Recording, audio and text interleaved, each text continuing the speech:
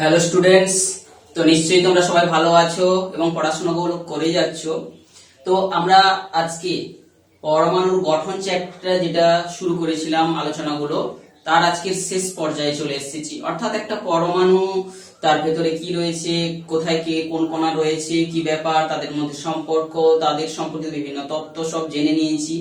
আজকে আমরা আসছি অন্তিম পর্যায়ে, যেখানে আমরা চাইবো যে পরমাণুকে যদি ভাঙা যায়, যদি পরমাণুটাকে বাইরে থেকে শক্তি দেওয়া হয় বা কি ঘটবে তার মধ্যে, সেইটা নিয়ে। অর্থাৎ মূল বিষয় হচ্ছে আমরা পরমাণুটাকে এবারে ভেঙে দেখতে চাইছি কি কি ঘটছে বা কি করতে হবে তাকে ভাঙতে গেলে, এই সমস্ত বিষয়গুলোকে নিয়ে। তো প্রথমে চলে আসছি, পরমাণু গুলো কিন্তু যখনই কোথাও থাকছে এককভাবে কিন্তু তারা থাকে না, তাদেরকে কোনো যদি তারা জুড়ে যায়, তারা যৌগ তৈরি করে। কিন্তু যদি পরমাণুগুলোকে আমরা বাইরে থেকে শক্তি দিয়ে থাকি, কিংবা যদি পরমাণুগুলো নিজেদের মধ্যে কোনোভাবে তার শক্তি অর্জন করতে পারে, নিজেদের মধ্যে কিভাবে শক্তি অর্জন করতে পারে, তো পরমাণুগুলো ধরো কোনো একটা জায়গায় আবদ্ধ অবস্থায় তারা গতিশীল থাকছে এবং তাদের মধ্যে পারস্পরিক সংঘর্ষের ফলে তারা একটা শক্তি অর্জন করছে। তো নিজেদের মধ্যে ধাক্কার ফলেও শক্তি অর্জন করতে পারে, কিংবা বহিস্থভাবে আমরা যদি শক্তি দিলে কি হবে, পরমাণুগুলো এই কোন একটা বদ্ধ জায়গায় থাকা পরমাণুগুলো গ্যাসীয় অবস্থায় যাদেরকে রাখা হয়েছে তাদেরকে আমি শক্তি দিচ্ছি। এই শক্তি পরমাণুকে যে দেওয়া হয়, সাধারণত আমরা জানবো যে 4 প্রকারে আমরা তাকে শক্তি দিতে পারি। তাকে বহিস্থভাবে শক্তি আমরা সাধারণত দিতে পারি, অর্থাৎ পরমাণুকে শক্তি, অর্থাৎ পরমাণু একটা শক্তি গ্রহণ করতে পারে 4 ভাবে। 1 নম্বর হচ্ছে কি, তাপ প্রয়োগ করে তাকে আমি শক্তি দিতে পারি। অর্থাৎ পরমাণুটাকে বাহ্যিক তাপের মধ্যে রাখলে, বাইরে থেকে তাপ শক্তি প্রয়োগ করলে ওটা পরমাণুটা একটা শক্তি পেতে পারে। দ্বিতীয়ত হচ্ছে কি, আলো। তোমরা জানো আলো কিন্তু একটা তরঙ্গ, এবং সঙ্গে সঙ্গে আলো একটা অসংখ্য ফোটন কণার সমন্বয়ে গঠিত, এবং এই ফোটন কণাগুলো প্যাকেট ভাবে, অর্থাৎ বিচ্ছিন্ন ডিসক্রিট ওয়েতে পৃথক পৃথক আলোর যে পৃথক পৃথক শক্তি নিয়ে তারা কিন্তু চলাচল করছে। তাহলে আলোর মধ্যেও শক্তি রয়েছে, আলো ফেলেও একটা পরমাণুকে আমরা শক্তি দিতে পারি। তৃতীয়ত হচ্ছে কি, যে কোন একটা তড়িৎ ক্ষেত্রের মধ্যে, তড়িৎ ক্ষেত্র থেকেও শক্তি পেতে পারে। তাহলে কোন একটা পরমাণু যখন একটা তড়িৎ ক্ষেত্র, মানে আমরা একটা ব্যাটারি পজিটিভ একটা নেগেটিভ সৃষ্টি করে তাকে উচ্চ বিভবের মধ্যে রেখে দিয়েছি, এবং এইটার ভিতরে যদি কোনো একটা পরমাণু, এখানে ছবিটা তুলনামূলক বড় করে বোঝানো হচ্ছে, তাহলে পরমাণুটাকে রাখি, তাহলে পরমাণুর মধ্যে থাকা যে ইলেকট্রন গুলো যেদিকে আকর্ষণ বল অনুভব করবে, প্রোটন কিন্তু, যদিও সরাসরি প্রোটনের উপর বল পড়া সম্ভব নয়, কিন্তু ইলেকট্রনটা আকর্ষিত হবে যেদিকে একটা, অর্থাৎ আমরা জানি তড়িৎ ক্ষেত্র পজিটিভ থেকে নেগেটিভের দিকে কাজ করে, তাহলে ইলেকট্রন গুলো যেহেতু নেগেটিভ পজিটিভের দিকে তারা ছুটে আসার চেষ্টা করবে। তাহলে এখানে আকর্ষণ বল যদি এতটাই শক্তিশালী হয়, ইলেকট্রনটা একটা শক্তি পাবে তড়িৎ ক্ষেত্রের মধ্য দিয়ে। চতুর্থত হচ্ছে যে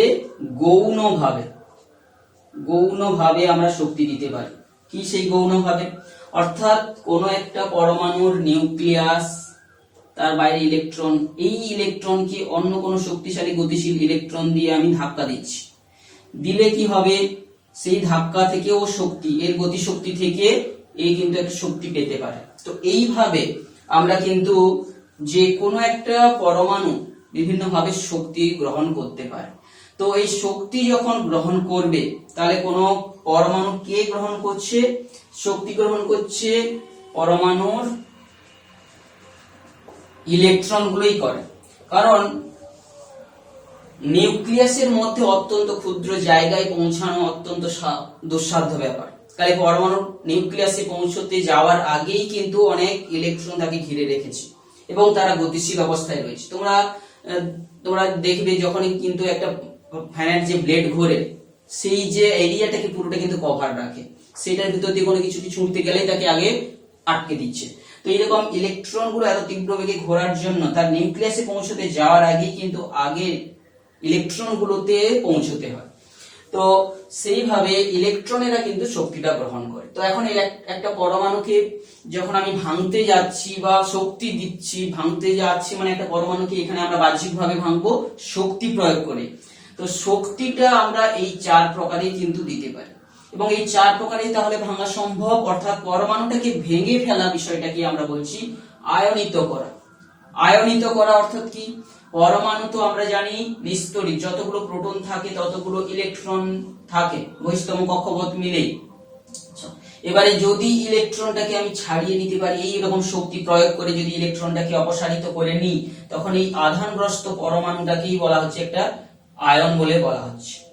আবার কি, জোর করেও আমি শক্তি দিয়ে কোনো একটা ইলেকট্রনকে ওর মধ্যে যদি ঢুকিয়ে দিতে পারি, সেও শক্তি প্রয়োগ করতে পারে এইভাবে দিয়ে, তখনও সেটা হতে পারে, কখনো হতে পারে এটা পজিটিভ আয়ন। আবার যদি আমি জোর করে ইলেকট্রন ঢুকিয়ে দিই, যেখানে একটা ইলেকট্রন তো ছিলই, আরো একটা ইলেকট্রনকে আমি ঢুকিয়ে দিলাম, দুটো ইলেকট্রন করে দিলাম, এটা হয়ে যাবে তখন কিন্তু নেগেটিভ আয়ন। অর্থাৎ আমরা একটা পরমাণুর উপর শক্তি প্রয়োগ করছি। তাহলে পরমাণুকে ভাঙার বা পরমাণুকে যে আয়নিত করার পূর্বে আমি তাকে যদি শক্তি দিচ্ছি, শক্তি সে গ্রহণ করবে বা গ্রহণ করতে পারে, আবার কখনো নাও করতে পারে। তো আমরা যে বোরের পরমাণু মডেল থেকে জেনেছি কি, যে পরমাণুকে শক্তি দিলে সে কিন্তু বিচ্ছিন্ন বিচ্ছিন্ন যতটা তার দরকার বিভিন্ন কক্ষপথ থেকে সরে যাওয়ার বা স্থানান্তরিত হওয়ার সে যদি হয় ততটাই নেবে। তো এখন আমি পরমাণুকে জানি যে শক্তি যদি দিচ্ছি, তো আমাদের একটা যে গঠনের পরমাণুর গঠন যদি দেখি, আপাতত 2-3টা আমরা কক্ষপথ এঁকে আমরা যদি এইভাবে নিউক্লিয়াসটার মধ্যে আমরা কতগুলো প্রোটন কতগুলো নিউট্রন আছে আমরা ধরে নিচ্ছি। তো কোন একটা পরমাণু নিউক্লিয়াসের চারদিকে যে কক্ষপথগুলো রয়েছে, কোন পরমাণুকে শক্তি দিলাম, সেই শক্তিতে কোন একটা বিশেষ ইলেকট্রন ধরো শক্তি পেয়ে যদি শোষণ করে, সে যদি নিম্ন কক্ষের শক্তি স্তর থেকে উচ্চ কক্ষের শক্তি স্তরে সে জাম্প করে, তো এক্ষেত্রে সে শক্তি শোষণ করবে। অর্থাৎ শক্তি দিচ্ছিলাম, কেউ একজন গ্রহণ করে নিয়েছে পুরোপুরি, তার এমন মাপের শক্তি পেয়েছে যে একটা স্তর থেকে একটা স্তরে যাওয়ার মতো সে এনার্জি পেয়েছে, তো সেটাকে নিয়ে সে শোষণ করবে। আবার কি, আবার যদি জানি, কারণ কি এখানটা শক্তির স্তরগুলোর মধ্যে শক্তির যে পার্থক্য রয়েছে, E1 এর থেকে E2 শক্তি বড়, E2 থেকে E3 শক্তি বড়। আবার কোনো কারণে পরমাণুকে শক্তি দিতে গিয়ে কোন একটা পরমাণু কি করছে, নিচু জায়গায় যে কোনো গ্যাপ তৈরি হয়েছিল সেখান থেকে ধরো কোনো একটা পরমাণু বহিস্তম কক্ষপথ থেকে সে তার বাইরের কক্ষপথে চলে গিয়েছিল, যেখানে সে থাকার কথা, সে শক্তি পেয়ে বাইরের কক্ষপথে চলে গিয়েছিল। তো সেখান থেকে আবার সে যখন যে আবার তার যে স্টেবল হওয়ার জন্য, সুস্থির হওয়ার জন্য কি করবে, আবার যদি প্রথম স্তরের দিকে ফিরে আসে যেখান থেকে গিয়েছিল, তাহলে সেখান থেকে সে কিন্তু একটা শক্তি বিকিরণ করবে। তাহলে কোন পরমাণুকে যদি আমরা শক্তি দিই, শক্তিটা পেয়ে কারা পাবে, ইলেকট্রন গুলো পাবে, এবং ইলেকট্রন গুলো পেয়ে কোথাও যদি সে উঁচু কোনো শক্তি স্তরের দিকে চলে যায়, যদি পরমাণু থেকে না বের হয়, তখন অর্থাৎ পরমাণু ভাঙতে যাওয়ার আগে ভাঙার প্রক্রিয়া, ধরো কোন একটা ইলেকট্রন শক্তি পেয়ে অন্য কোনো শক্তি স্তরে চলে গেল, তো এবারে সেখানে সে শক্তি শোষণ করে নেবে। আমরা বর্ণালীতে জানি যে রেখা বর্ণালী কালো কালো যে দাগগুলো পাবো। আবার যদি সেই আবার সুস্থির হওয়ার জন্য সেখান থেকে যেখান থেকে গিয়েছিল সেখানে ফেরে, তো সেখানে সেই যেই আলোটাকে শোষণ করেছিল সেই রঙের আলোটাকে সে আবার ছেড়ে দেবে। তো এইভাবে শক্তির বিকিরণ, ধরো দুটো শক্তি স্তর E1 থেকে E2 শক্তি স্তরে গেছে, E1 থেকে E2 তে ধরো E2 মাইনাস E1, এই দুটো শক্তি স্তরের যে পার্থক্য, সেটা একটা তরঙ্গের আলোর যে কম্পাঙ্কের আকারের সঙ্গে এইরকম ভাবে সম্পর্কযুক্ত। একটা নির্দিষ্ট কম্পাঙ্কের আলো সে হয় শোষণ করবে, বা তরঙ্গ আলো নয়, এখানে তড়িৎ চুম্বকীয় তরঙ্গের কথাই বলা ভালো, কিংবা এটা সে ছাড়বে। তো এইবারে চলে আসছি দ্বিতীয় পর্যায়ে। পরমাণুকে শক্তি আমরা দিতে পারি জেনেছি এইভাবে 4 প্রকার, 4 ভাবে আমি শক্তি দিচ্ছি। কোন পরমাণু সেই শক্তিগুলো গ্রহণ করতে পারে, আবার নাও করতে পারে, যার সেই উপযুক্ত পরিমাণ হয়ে যাচ্ছে সে গ্রহণ করবে, আবার সে ছাড়ছে।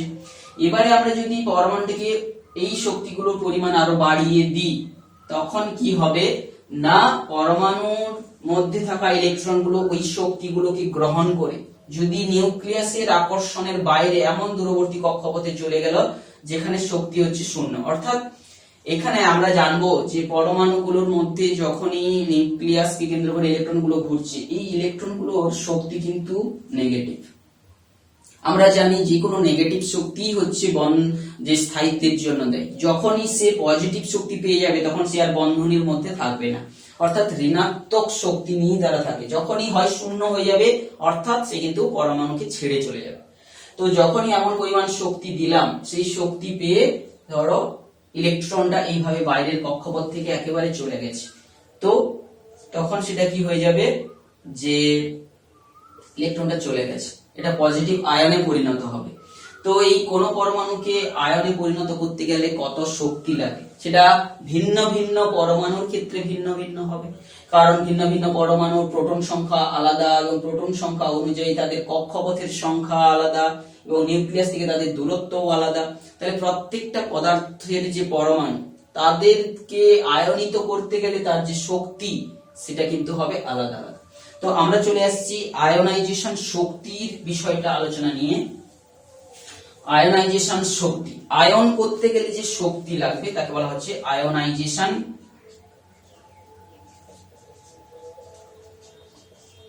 আয়নাইজেশন শক্তি, কোন পরমাণুকে আমরা আয়নিত করব, তাহলে আয়নিত করে তার প্রকৃত শক্তি জানতে গেলে আমরা পরমাণুটিকে সর্বপ্রথম তাকে বিচ্ছিন্ন একক অবস্থায় নিতে হবে।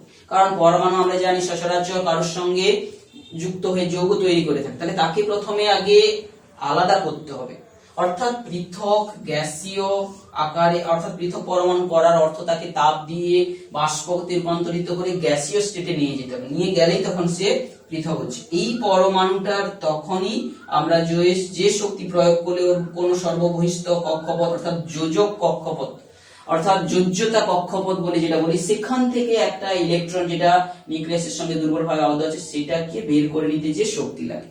মাঝের কোনো আমরা ইলেকট্রনের যেগুলো রয়েছে তাদেরকে যে মানে দূরীভূত করা বা অপসারিত করার শক্তির কথা বলছি না, সর্ববহিষ্ঠ কক্ষপথে দুর্বল ভাবে যে ইলেকট্রনটা পরমাণুটা বিচ্ছিন্ন গ্যাসীয় অবস্থায় রয়েছে সেই পরমাণুর, সেটাকে বের করতে যে শক্তি লাগবে সেটাকে বলা হয়েছে আয়নাইজেশন শক্তি।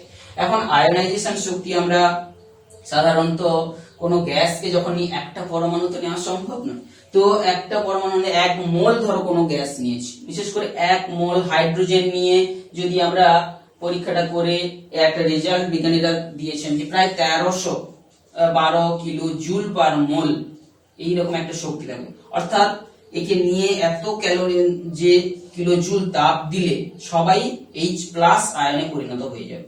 অর্থাৎ 1 মোল হাইড্রোজেন গ্যাস তাকে আমরা একটা বিশেষ অবস্থায় গ্যাসীয় অবস্থায় নিয়ে তাকে যদি 1312 কিলো জুল তাপ আমরা দিতে পারি তবে পুরো সবগুলাই কিন্তু আয়নিত হয়ে যাবে।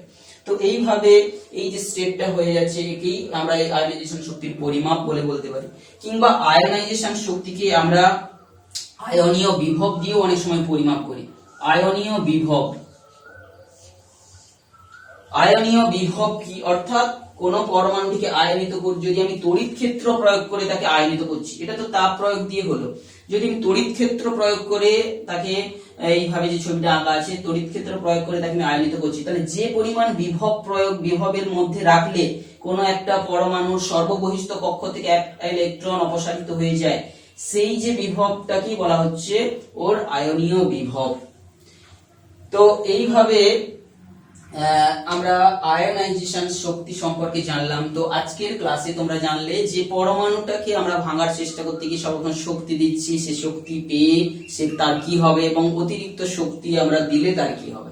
তো শক্তি আমরা দিতে পারি এই 4 প্রকারে, প্রধানত এই 4 প্রকারের শক্তি পেয়ে তার হয় পরমাণুটা শোষণ হবে, বিকিরণ হবে, কিংবা আরো যদি শক্তির পরিমাণটা বেশি থাকে তখন সে কিন্তু যে ও ভেঙে যাবে। তাহলে পরমাণু কখনো কিন্তু নিজে থেকে কি ভাঙতে পারে, নিজে থেকে কখনো সে ভাঙবে না। তো এখন একটা বিষয় দেখা গেছে যে পরমাণুগুলো নিজে থেকেও কখনো কখনো যৌগ তৈরি করার সময় তারা যদি শক্তি পেয়ে থাকে তখন দেখা যাচ্ছে যে অন্য কোনো পরমাণুর সঙ্গে যুক্ত হওয়ার সময় ইলেকট্রন আদান প্রদান করে দেয়। যে বিশেষ করে আমরা যদি একটা আয়নীয় যৌগের কথা ধরি, যে যেখানে সোডিয়ামের 11 ক্লোরিনের 17, তার বহিষ্ঠ কক্ষপথে ছিল এর সোডিয়ামের একটা ইলেকট্রন, ক্লোরিনের বাইরের পক্ষে রয়েছে 7টা ইলেকট্রন। তো এই একটা ইলেকট্রন একে দিয়ে sodium plus ion chlorine minus ion হয়ে গিয়ে এরা যৌগ তৈরি করছে। তো আমরা এখন দেখছি কোন কোন পরমাণু কখনো দুটো ইলেকট্রন ছেড়ে দেয়, কখনো একটা ইলেকট্রন ছাড়ে, কখনো আবার দুজনের সঙ্গে শেয়ার করে। তাহলে এটার কারণটা কি না, বিশেষ করে তারা হচ্ছে কি চায় নিষ্ক্রিয় হতে, অর্থাৎ নিষ্ক্রিয় মৌলের কাঠামো লাভ তাদের হচ্ছে মূল উদ্দেশ্য। নিষ্ক্রিয় মৌল বা নোবেল মেটাল, নোবেল যে গ্যাস, নিষ্ক্রিয় মৌলগুলো কারা কারা রয়েছে আমরা আগে জানবো, যে helium, neon, argon, krypton, xenon and radon. এই সমস্ত নিষ্ক্রিয় গ্যাসগুলো আবিষ্কৃত হয়েছে। এদের কাঠামো যদি দেখি যে তাদের বহিস্থ কক্ষপথ কিন্তু কমপ্লিট হয়ে যায়। কে কক্ষপথে যার দুটো থাকতে পারে, এল এম, অর্থাৎ যাদের কক্ষে দুটো থাকে 2 কমপ্লিট হয়ে গেছে, কারোর ক্ষেত্রে 8 কমপ্লিট হয়ে গেছে, কারোর ক্ষেত্রে 8 কমপ্লিট, বেশিরভাগ ক্ষেত্রে হয় দুটো না হলে 8টা দিয়ে ইলেকট্রনে ভর্তি রয়েছে। আমরা কেন বলছি, যে যখন এই বোর বুরি থিওরি পড়েছিলাম সেখানে বলেছিলাম যে শেষ কক্ষপথে 8টির কম কিন্তু বা 8টির বেশি কিন্তু থাকবে না। তো সেই জন্য এই কাঠামোগুলো লাভ করতে পারলেই হচ্ছে তারা নিষ্ক্রিয় মৌল হবে। এবং কোন একটা পরমাণু কতগুলো সংখ্যক তার কাছ থেকে ইলেকট্রনকে নিয়ে নেওয়া সম্ভব, এমন যে কোনো সম্ভব নয় যে সে যখনই 8টা তার বহিঃস্থম কক্ষপথে 8 হয়ে যাচ্ছে কিংবা যার 2 হয়ে যাচ্ছে তারপর থেকে কিন্তু তার কাছ থেকে আর বের করে আনা সম্ভব নয়, অনেক শক্তি দিতে হবে, যেটা বাস্তবে করা অনেকটাই কঠিন। তো সেইভাবে নিষ্ক্রিয় মৌলের কাঠামো যদি লাভ করে ফেলে তারপর থেকে কিন্তু তার কাছ থেকে ইলেকট্রন বের করা সম্ভব নয়। অর্থাৎ সে কোনো পরমাণু সে সবসময় চাইবে নিষ্ক্রিয় মৌলগুলোর যে ইলেকট্রন বিন্যাসের কাঠামো লাভ করতে। যেমন আর্গনের ক্ষেত্রে, তারপরে ক্রিপ্টনের ক্ষেত্রে, এইভাবে আমরা জেননের ক্ষেত্রে প্রত্যেকটার ক্ষেত্রে ইলেকট্রন বিন্যাস দেখলে দেখবো যে সর্ববহিস্থ কক্ষে 8 কিংবা সে প্রত্যেকটা হচ্ছে ক্লোজ হয়ে গেছে কক্ষপথগুলো। তাহলে সেই রকম ইলেকট্রন বিন্যাস লাভের চেষ্টায় কিন্তু তারা হচ্ছে নিষ্ক্রিয় মৌলের কাঠামো লাভের জন্য কিন্তু তারা সেই পরিমাণ ইলেকট্রনকে আমরা অপসারণ করতে পারি বা নিজেদের মধ্যে তারা অপসারণ করে আদান প্রদান করে থাকে সর্ববহিস্থ কক্ষে 8। তো এইভাবে তোমরা পরমাণুর গঠন চ্যাপ্টারটাকে ভালো করে পড়বে।